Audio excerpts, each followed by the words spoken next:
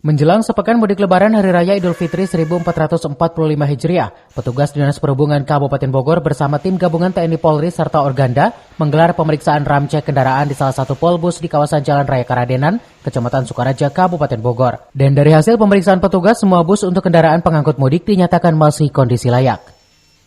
Satu persatu bus yang akan digunakan untuk pengangkut mudik dilakukan pengecekan dari mulai kelengkapan surat kendaraan hingga cek fisik, seperti rem bus, kondisi ban, sistem penerangan hingga alat kemudi serta alat tanggap darurat.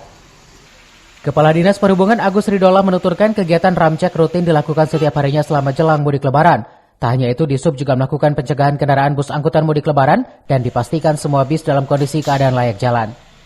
Ya, hari ini kita melakukan inspeksi keselamatan, ya, ramcek terhadap bus angkutan lebaran di beberapa pool, dan saat ini kita lagi ada di salah satu pool di Bogor, ya, di kabupaten. Kita melakukan pengecekan kelayakan daripada kendaraan untuk digunakan nanti dalam rangka angkutan mudik lebaran, ya, seperti itu. Saya dengan tim, ya, kita lakukan pengecekan, alhamdulillah semuanya bagus, ya.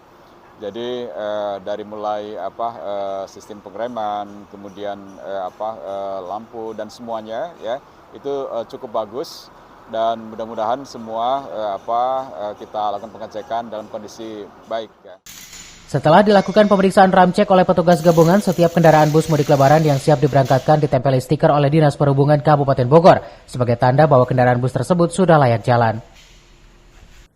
Dari Sukaraja, Kabupaten Bogor, Suhanda Abriji melaporkan.